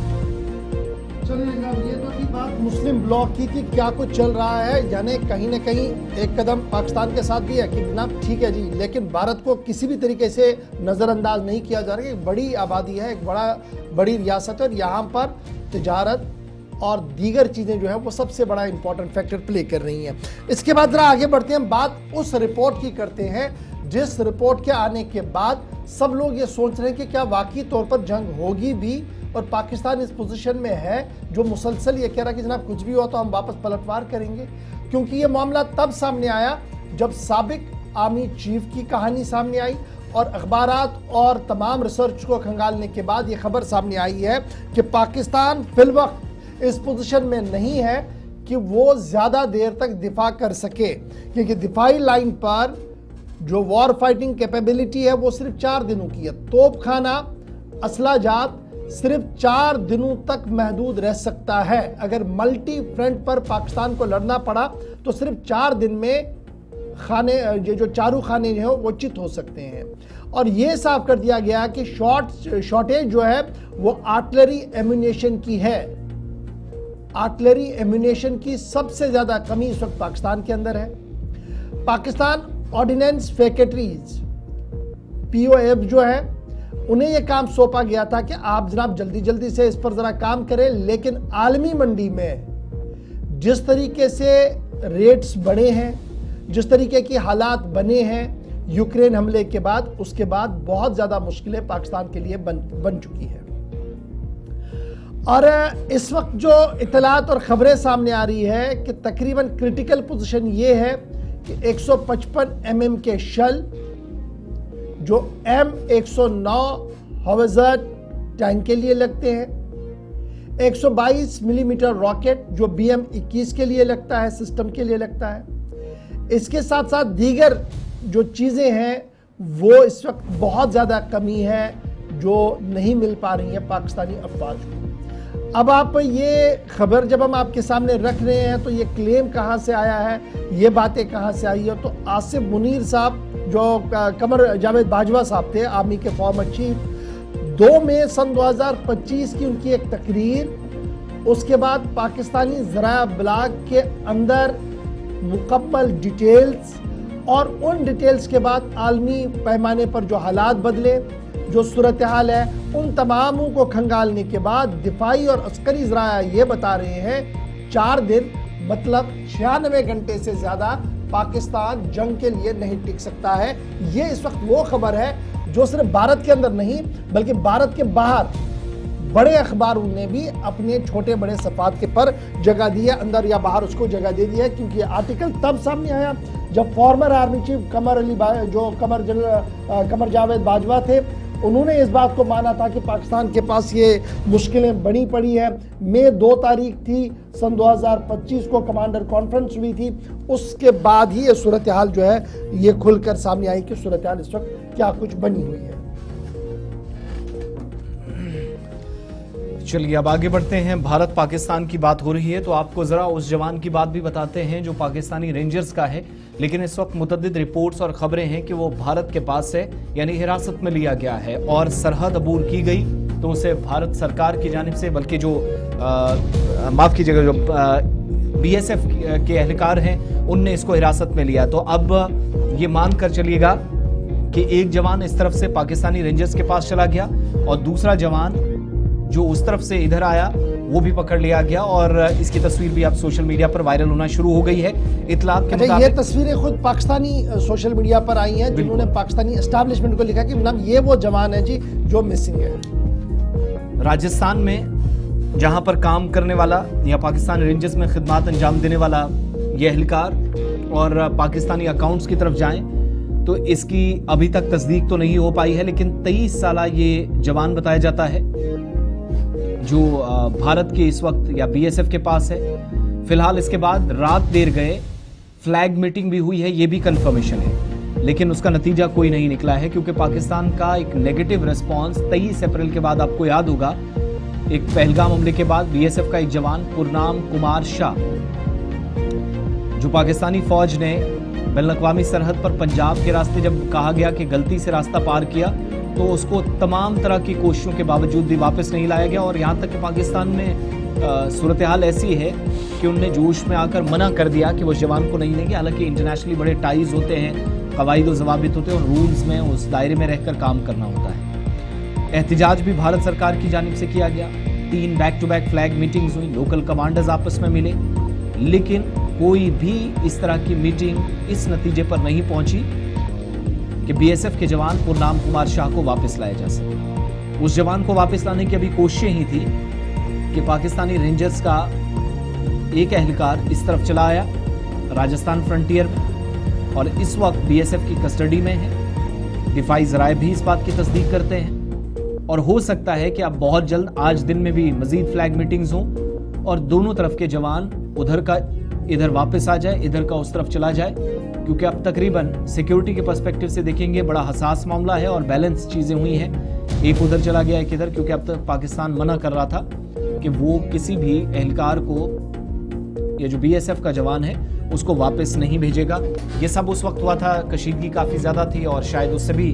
दबाव बनाने की कोशिश थी। इधर भारत सरकार ने कुछ फैसले लिए थे तो उधर खुल्लम खुला। चलिए जनाब, अब जरा बढ़ते हैं जी आगे। बात जरा इसके बाद बाइसरन मामले की करते हैं और बाइसरन पर अपडेट भी बड़ा इंपॉर्टेंट है क्योंकि दाखिला वजारत इस पूरे मामले पर नज़र बनाए रखे हुए हैं। पूरे देश की नज़रें इस वक्त कौमी तहकीकाती एजेंसी पर है और कौमी तहकीकाती एजेंसी हर दिन गुजरने के साथ साथ नए मामलात पर बात कर रही है, नए पेचों को संभालने की कोशिश कर रही है और दर्जनों अफराद से अभी तक पूछताछ मुकम्मल भी हो चुकी है। इस बीच बड़ी खबर जो सामने आ रही है और जरा ब्लॉग में जो आज खबरें सामने आई है उसमें यह साफ कर दिया गया है कि पहलगाम बाइसरन हमले के बाद कौमी तहकीकाती एजेंसी ने मजीद तहकीकात को वसी कर दिया है। उन तमाम लोकल दुकानदारों को जो पिछले 15 से 20 दिनों के दौरान वहां पर अपनी ठेली अपनी दुकान चला रहे थे और उस दिन अपनी दुकान पर मौजूद नहीं थे, दुकान बंद थे, उनके साथ अब पूछताछ का सिलसिला तेज कर दिया है। वो कौमी तहकीकाती एजेंसी के रडार पर आ चुके हैं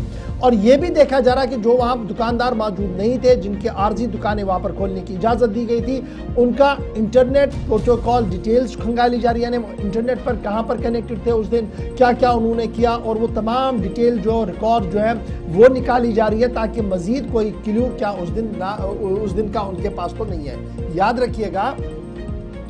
तमाम लोगों से पूछताछ हो रही है। जिपलाइन वाले ऑपरेटर से पूछताछ हुई कि अल्लाह अकबर का नारा और उसके बाद उन्हें क्लियर भी किया गया, लेकिन एक चीज़ जो उन पर थी ये कि जब ये इंसिडेंट हुआ उन्होंने पुलिस को इन्फॉर्म नहीं किया, किसी को इन्फॉर्म नहीं किया, शाम को एक कॉल की थी सिर्फ। वो चीज़ें तो अपनी जगह, लेकिन अब खबर ये है कि कुछ दुकानदार शायद उस दिन वहाँ मौजूद ही नहीं थे जो पिछले 10-15 दिन से वहां काम कर रहे थे, लेकिन उस दिन वहां पर नहीं थे। अब उनके डिजिटल एविडेंसेस को खंगाला जा रहा है और देखा जा रहा है। तकरीबन 100 से ज्यादा लोगों के साथ पूछताछ का अमल इस वक्त जारी है और पिछले कई दिनों से लगातार यह सिलसिला चल रहा है। कौमी तहकीकाती एजेंसी के डायरेक्टर जनरल भी यहाँ पर मौजूद थे, जिन्होंने यहाँ 2-3 दिन का दौरा लगाया, श्रीनगर के अंदर, पहलगाम के अंदर जाकर खुद हालात का जायजा लिया, नई दिल्ली वापस रवाना हो गए हैं। और ये माना जा रहा कि 22 अप्रैल को जो सानिया पेश आया, जिसमें 26 निहत्ते लोगों की मौत हुई, कत्ल उन्हें किया गया, उसमें जो लोग मुलविस हैं, जिनके बारे में स्केचेस भी जारी कर दिए गए हैं,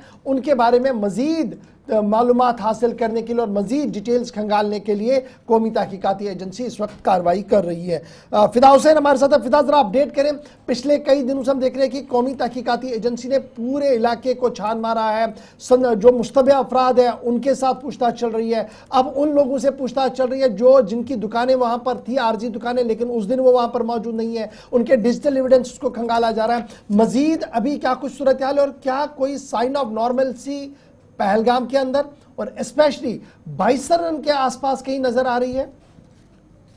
देखिए इशफाक, कौमी तहकीकाती एजेंसी का जिस तेजी से, जिस रफ्तार से वो बढ़ रही है, ऐसा लग रहा है कि जल्द से जल्द जो ये केस है शायद वो आम लोगों तक जो है पहुंचने की कोशिश होगी कि इसमें कौन कौन लोग मुलविस है और किन किन की मदद से ये हमला जो है वहां पर अंजाम दिया गया है। बाइसरन के हर जगह को छान जो है वो मारी गई है एनआईए की तरफ से और हर उस चीज को खंगालने की कोशिश की है एनआईए ने जो उनको चाहिए सबूत के लिहाज से, चाहे वो दुकानदार हो उनसे पूछताछ की गई है, चाहे वो घोड़ेबान हो उनसे पूछताछ की गई है, जैसे आपने डिजिटल एविडेंस की जिक्र किया है, उन चीजों को खंगाला गया है कि कौन अगर किसी पर शक होता है वो कहां था उस वक्त, उसकी फोन टैपिंग जो है या बाकी जो भी उनके चीजें जो है उनको खंगालने की कोशिश में लगी हुई है एनआईए। और ऐसा लग रहा है जिस तेजी से एनआईए ये काम कर रही है शायद कुछ ही दिन हो गए या कुछ दिनों के अंदर इसमें जो है मजीद और तेजी लाएगी एनआईए। लेकिन अब कितनी गिरफ्तारी हुई है देखिए, ये आपको भी मालूम है, ये पूरे मुल्क के लोगों को मालूम है कि जब एनआईए के पास कोई भी केस दिया जाता है तो एनआईए तब तक जो है कोई भी अपना बयान जारी नहीं करती है जब तक ना वो अपना कोई प्रेस रिलीज या कोई प्रेस कॉन्फ्रेंस करेगी। तो इस मामले में कितने लोगों को गिरफ्तार किया गया है या कितने की तहकीकात हुई है। लेकिन बाइसरन की जहां पर आपने जिक्र की है, जहां पर निहत्ते लोगों को गोली का निशाना बनाया गया है, लेकिन पूरा मुल्क जो है, पूरे मुल्क की आवाम जो है वो खड़ी हुई है उसके खिलाफ कि उसमें जो भी मुलविस है उनको कड़ी से कड़ी सजा मिलनी चाहिए। लेकिन पहलगाम आहिस्ता आहिस्ता जो है अपनी रफ्तार जो है वो पकड़ रही है। क्या रफ्तार? हालांकि अभी भी सैलानी जो है वो तो नजर नहीं आ रहे, लेकिन अगर हल्के ही सैलानी है वो नजर आ रहे हैं, लेकिन वो एक मैसेज भी दे रहे हैं अपने साथ कि आप आइए, यहाँ पे आपको घबराने की जरूरत नहीं है, सिक्योरिटी फोर्सेस है, ये यहाँ पर हमारे लिए तैनात रहते हैं अब 24 घंटे। लेकिन इसमें और कितना मजीद वक्त लगेगा? फिदा, मैं आपको 1 मिनट के लिए रोकूं। जो तस्वीरें हम दिखा रहे हैं जी, ये पहलगाम के आसपास के इलाकों की है जहां पर सिक्योरिटी का जमाव बढ़ा दिया गया है, क्यूआरटीज लगा दी गई है, जम्मू कश्मीर पुलिस लगा दी गई है, सीआरपीएफ के दस्ते लगा दिए गए हैं और ये इंश्योर किया जा रहा है कि अब जितने भी लोग यहाँ पर है वो एक सिक्योर सेफ माहौल में जाए और ये जो इंतहा पसंद, शर पसंद और मुल्क दुश्मन अनासर है वो किसी भी तरीके से अपने मंसूबे में कामयाब ना हो। इसलिए एक बहुत बड़ा सिक्योरिटी प्लान जो वो तरतीब दे दिया गया। जी कंटिन्यू करें जी आप। देखिए, जहां पर आपने क्यूआरटी की बात की, देखिए क्यूआरटी जो है हमेशा 24 घंटे रहती है, चाहे वो इंडियन आर्मी हो, सेंट्रल रिजर्व पुलिस फोर्स हो या जम्मू कश्मीर पुलिस की नफरी हो। तो अब जहां पे यात्री क्योंकि अब जो सैलानी है, हालांकि बहुत ज्यादा गर्मी है इस वक्त जम्मू कश्मीर के बाहर, हालांकि जम्मू कश्मीर में भी आहिस्ता आहिस्ता अब ये गर्मी बढ़ने लगी है, तो ये छुट्टियां काटने के लिए कश्मीर आते थे, चाहे वो गुलमर्ग हो चाहे वो पहलगाम हो। लेकिन इस रीढ़ की हड्डी में कहीं ना कहीं पे कमजोरी आना, आप इसको कैसे मजबूत करेंगे ये अब अभी सोच रहे हैं हर कोई। लेकिन पहलगाम में कब वो खुशियां लौट आएगी, कब चारों ओर से सैलानी नजर आएंगे, उसका इंतजार अभी हर कोई कर रहा है। लेकिन सन्नाटा है, वो दरिया खामोश है, वो पहाड़ियां खामोश है, वो बर्फ जो है वो नजर तो आ रही है, लेकिन उस बर्फ पर खेलने के लिए सैलानियों की कमी नजर आ रही है। बहुत बहुत शुक्रिया, तफसीलात फराहम कर रहे थे फिदा हुसैन, पहलगाम से हमारे साथ थे। सिक्योरिटी के ज़बरदस्त इंतजामात नज़र आ रहे हैं और जब चूँकि आप सब जानते हैं मई का महीना चल रहा है, फिर जून का वक्त इंतज़ामिया के पास सिर्फ 1 या 1.5 महीने का वक्त है। सालाना अमरनाथ यात्रा के हवाले से भी तैयारियां करनी है और ये भी साउथ कश्मीर वाला बड़ा इंपॉर्टेंट रूट है जहां हर साल सिक्योरिटी बड़ी इंपॉर्टेंट फैक्टर होता है। फिर मकामी लोगों का भरपूर ताउन इस इलाके के अंदर मिलता है। घोड़ी वाले, पिट्ठू वाले, पालकी वाले, उन तमाम लोगों के रजिस्ट्रेशन, इधर रजिस्ट्रेशन चल रही है। यात्रा 3 जुलाई से शुरू होनी है 9 अगस्त तक। लेकिन इन सब के दरमियान उस रास्ते पर जहां हमला तो काफ़ी दूर इससे हुआ, लेकिन फिर भी सिक्योरिटी के पर्सपेक्टिव से बड़ी अहमियत अब चूँकि यात्रा की भी है, बाकी सारी चीज़ें सरगर्मियाँ हों और वो सीज़न है जहां टूरिस्ट सबसे ज़्यादा इस सीज़न में जाते थे। लेकिन आहिस्ता आहिस्ता चीज़ें मामूल पर लाने की कोशिश है और कल साबिक वज़ीर आला डॉक्टर फारूक अब्दुल्ला ने भी शहरियों से अपील की कि वो तमाम लोगों का साथ निभाएं जो इस तरफ आ रहे हैं, उनके जहनों और दिलो दिमाग से डर या खौफ को दूर करने की कोशिश करें। डॉक्टर फारूक अब्दुल्ला की बाइट ज़रा कल की प्ले भी कर दीजिएगा, जिसमें मौजूदा सूरत हाल पर उन्होंने ये जो पुरतनाव सूरत हाल है, गैर यकीनी सूरत हाल है, इस पर उन्होंने तशवीश का भी इजहार किया, लेकिन साथ ये भी यकीन दिलाया कि मकामी लोग, मकामी हुकूमत जो अवामी मुतखबा हुकूमत है, वो भी शहरियों के साथ साथ मिलकर, कंधे से कंधा मिलाकर, हुकूमती इदारों के साथ मिलकर इस वक्त इस सूरत हाल से बाहर निकलने की कोशिश करेंगे ताकि एक जो बदनुमा दाग इस वाक़े के बाद लगाने की कोशिश हुई है उसको दूर किया जा सके और इसमें इज्तमाई कोशिश फारूक अब्दुल्ला के मुताबिक रंग लाएगी। अच्छा, ये बड़ा इंपॉर्टेंट होता है जब इस तरीके के सीनियर लीडर्स बाहर आए और कल ये उस नौजवान के घर भी गए जिन्होंने इस हमले में शहादत इख्तियार की और उन लोगों को बचाते हुए अपनी जान कुर्बान की, और फिर कुछ सयाह जो वहाँ पर थे उनसे भी बात की और मीडिया से भी कल मुखातिब हुए। बड़ा इंपॉर्टेंट ये तीनों फैक्टर्स थे। इंडस वाटर ट्रीटी पर खुलकर बोले कि जनाब हमें तो बड़ा नुकसान है, इसको रिव्यू करने की बड़ी ज़रूरत थी। दूसरा ये कहा कि सबसे बड़ा डिसीजन जो लेना होगा वो लेना होगा जी प्राइम मिनिस्टर साहब ने, और प्राइम मिनिस्टर के हाथ खुले हैं, वो जब चाहें डिसीजन ले सकें। That was the second question. और तीसरी बड़ी बात ये थी कि इंटरनल सिक्योरिटी में भी एक बार हमने पूरा देखना होगा। दर्जा क्यों चाहते हैं? शहीद है जिसने अपनी जिंदगी को दांव पे लगाया और उन दरिंदों के डरे नहीं, उनके बंदूक से। यही है इंसानियत, यही है कश्मीरियत। याद रखिएगा, जो डर गया वो मर गया। इनका मुकाबला करना है और जोर से मुकाबला करना, हिम्मत से मुकाबला। जब तक हम इनका मुकाबला नहीं करेंगे हम कभी खुशहाल नहीं रहेंगे, कभी आबाद नहीं रहेंगे, कभी आगे नहीं चल सकेंगे। उसके लिए हमें हिम्मत करनी। अल्लाह आपको सलामत रखे, आपको अल्लाह ऐसे आदिल दे जो हमारी इज्जत रख सके, हमारा नाम सारी दुनिया में आगे बढ़ा सके। सर, लोकल सपोर्ट के बारे में आपने कहा कल, लोकल सपोर्ट, इनका सपोर्ट मिलेगा, आप घबराइए मत। सब तो भारत पाकिस्तान को फाइनल एक्शन टास्क फोर्स में पाकिस्तान का मैं नहीं कह सकता, ये फैसला हमारे वजीर आजम करेंगे। पहलगाम में गए आदिल के घर वालों से मुलाकात की और अल्ताफ कल्लू जिन्होंने 1 महीने की सैलरी भी आदिल के घर वालों को देने का ऐलान किया था, वो भी कल उनको हैंड ओवर कर दी गई। और इससे पहले आदिल के भाई को जम्मू कश्मीर वक्फ बोर्ड में मुलाजमत भी मिली है। डॉक्टर दरख्शान अंद्राबी की जानिब से जो अनाउंसमेंट हुई थी उसके मुताबिक वो वादा भी पूरा हुआ और अब जाकर रुकन असेंबली अल्ताफ कल्लू डॉक्टर फारूक अब्दुल्ला की मौजूदगी में आर्थिक तौर पर, इक्तिसादी तौर पर कमज़ोर इस तबके को, ख़ास तौर से इस घर को ऊपर लाने के लिए कोशिश जो हुई है और वो 1 महीने की सैलरी भी उनको दी गई है। लेकिन इस सारी सूरत हाल के बाद भारत और पाकिस्तान ने एक दूसरे के शहरियों को निकालना शुरू किया। यहाँ से पाकिस्तानी वापस लौटे और पाकिस्तान के अंदर भारतीय शहरी वापस लौटे। किसी को कोई वीज़ा नहीं मिलेगा, खुलकर अनाउंसमेंट कर दी गई। कई लोग इसमें फंसे और इन सब के दरमियान पाकिस्तान की खातून और एक CRPF का एहलकार काफ़ी सुर्खियों में आया। वो CRPF एहलकार जिसकी अहलिया पार जाने से पहले या घर वापसी से पहले जिसको यहाँ से निकाला गया, तो वो नम आंखों के साथ भारत सरकार से उसे यहाँ रहने दिया जाए या अपील कर रही थी। लेकिन देर रात गई एक और हुक्मनामा CRPF की तरफ से जारी हुआ जिसमें इस बात की तस्दीक की गई कि गलतियां उसके शौहर की तरफ से हुई हैं, यानी CRPF एहलकार, और अब इस CRPF एहलकार को नौकरी से बरतरफ कर दिया गया है। मुनीर अहमद जो 41वीं बटालियन में खिदमत अंजाम दे रहा था, इल्जाम यह है कि शादी तो उसने की है लेकिन जो रस्मी कार्रवाइयां करनी होती हैं वो पूरी नहीं की गई। डिसमिसल का ये ऑर्डर उस वक्त आया जब मुनीर खान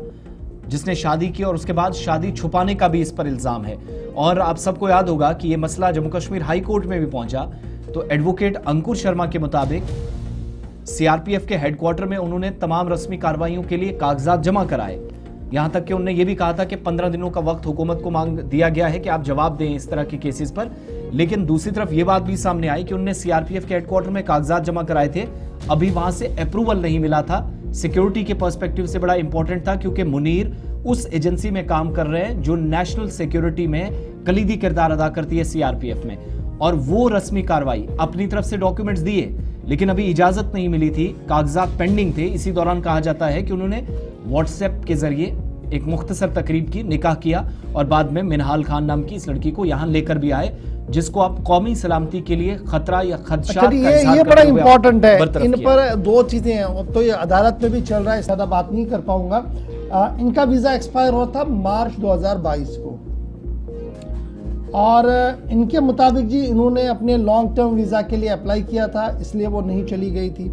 और गवर्नमेंट का मानना है कि वो इलीगली यहाँ पर थी, उनका वीज़ा ख़त्म हो गया था, उन्हें जाना पड़ता था और ये सीआरपीएफ के जवान साहब ने उन्हें अपने घर में रखा था। इस वजह से भी एक सिक्योरिटी का मामला यहाँ पर बना। और दूसरा ये कि जो कोडल फॉर्मेलिटीज़ थी सीआरपीएफ एक्ट के तहत और सिक्योरिटी एक्ट के तहत उन्हें पूरा नहीं किया गया, जिसके बाद रात देर गए सीआरपीएफ के जवान को अब नौकरी से बरतरफ कर दिया गया और एक मैसेज क्लियर कर दिया गया कि जनाब वर्दी में बड़ी चीज़ें होती हैं कि आप सबसे ज़्यादा कानून पर अमल दरामद करें, कानून से बाहर आएंगे तो सूरत हाल इसी तरीके की बनेगी। चलिए चलते चलते आपको जरा इंटरनेशनल मॉनिटरी फंड के हवाले से खबर बता दें। कल 5 बजे हमने आपको बताया था कि आईएमएफ के जरिए भी दबाव बनाने की कोशिश पाकिस्तान पर हो सकती है, यानी जो ये सफारती ताल्लुकात आप देख रहे हैं, मुख्तलिफ ममालिक जो आईएमएफ के साथ काम करते हैं या उनका लेना देना है बराह रास्त या जो बिलवास्ता तौर पर इस वक्त आईएमएफ से मुंसलिक है। लेकिन इस दौरान भारत सरकार ने एक बड़ा फैसला लिया और आईएमएफ के जो एग्जीक्यूटिव डायरेक्टर थे डॉक्टर कृष्णा मूर्ति सुब्रमण्यम, उनकी खिदमत फौरी असर से भारत सरकार ने खत्म कर दी। देर रात इस सिलसिले में एक हुक्मनामा जारी हुआ और 3 साल की जो टर्म थी जिसमें अभी 6 महीने बाकी थे, अपनी मुद्दत पूरी करने से पहले ही इंटरनेशनल मॉनिटरी फंड के एग्जीक्यूटिव डायरेक्टर की खिदमत को खत्म करने का सरकारी तौर पर ऐलान हुआ और चीफ इकोनॉमिक एडवाइजर के तौर पर भी भारत सरकार के अंदर डॉक्टर सुब्रमण्यम साल 2018 से 2021 के दरमियान काम कर चुके हैं। आईएमएफ के एग्जीक्यूटिव डायरेक्टर के तौर पर अगस्त 2022 में इनको नामजद किया गया, नवंबर 1, 2022 को इनने जिम्मेदारी संभाल ली। लेकिन अब इस ऑर्डर के मुताबिक उनकी जो जिम्मेदारियां थी वो खत्म कर दी गई। Appointment committee of the cabinet and establishment officer Manisha Saxena की तरफ से हुक्मनामा जारी हुआ जिसमें कंफर्म कर दिया गया कि 3 साल मुद्दत पूरी होने से पहले आईएमएफ के एग्जीक्यूटिव डायरेक्टर की खिदमत डॉक्टर कृष्णमूर्ति साहब को वापस बुलाया जाएगा। और अब क्या होगा, वो जो हम बार बार आपको बता रहे थे कि आईएमएफ के जरिए वो जो कर्ज माफी की मुद्दत में कमी करना, पाकिस्तान पर दबाव बनाना, वो सारी कार्रवाई असल में यहीं से शुरू हो जाती है। और वो जो इकोनॉमी के पर्सपेक्टिव से जहां जहां पाकिस्तान को आर्थिक तौर पर, इक्तिसादी तौर पर या माली तंगी से बाहर निकालने के लिए जो जो इदारे काम करते थे उन पर भी रफ्ता रफ्ता ही सही दबाव बढ़ाने का काम भारत सरकार की तरफ से शुरू किया गया। अप्रैल 30 एसीसी का जो ऑर्डर है जिससे पता चलता है कि इसके बाद वो काम नहीं करेंगे। 2018 से 21 के दरमियान चीफ इकोनॉमिक एडवाइजर के तौर पर भी काम कर चुके हैं। और अब एक और इम्पॉर्टेंट मीटिंग जो कि आईएमएफ की मुख्तलिफ ममालिक के हवाले से होनी है और वो जायजा इजलास अगले 2 दिन में होना है। उस जायजा इजलास से पहले ये पेशरफ्त हुई है 9 तारीख को जब आईएमएफ की एग्जीक्यूटिव बोर्ड की मीटिंग होगी तो वहां हो सकता है कि पाकिस्तान को लेकर भी बात हो, क्योंकि जिन ममालिक ने कर्ज लिया, आईएमएफ से लोन्स लिए, वो लोन इस्तेमाल कहाँ होता है। भारत के मौक़िफ़ के मुताबिक दहशतगर्दी और भारत मुखालिफ या इंतहा पसंदी पर वो पैसा खर्च होता है, क्या उस पर कोई चर्चा होती है और बाकी ममालिक का स्टांस क्या रहेगा। पहलगाम हमले के बाद ये सारी सूरत हाल बन रही है। फिलहाल भारत ने एक कदम पीछे हटते हुए आईएमएफ से एक बड़े पद से, बड़े ओहदे से सीनियर अफसर की या जो मौजूदा वक्त में एग्जीक्यूटिव डायरेक्टर के तौर पर खिदमत अंजाम दे रहे थे उनको फौरी असर से पीछे चलिए, हटा चंद लिया माह है। पहले ही उनकी जो मुद्दत थी वो खत्म होनी थी, चंद महीनों के अंदर, उससे पहले हो गया। और ये तब हुआ जब भारत सरकार IMF के जरिए से पाकिस्तान पर दबाव बनाने की भी कोशिश कर रहा। तो फिलहाल 10 बज रहे हैं जी। प्रोग्राम सलाम जेके में आज हमारे साथ बस इतना ही। छोटा सा वक्फा होगा, वक्फे के उस पार खबरनामा जारी रहेगा। आप हमारे साथ पूरे दिन ज्वाइन करेंगे हमारी राब्ता साइटों पर भी, और पल पल का अपडेट देखने के लिए अपनी बात भी हम तक जरूर पहुंचाइएगा। अल्लाह हाफ़िज़।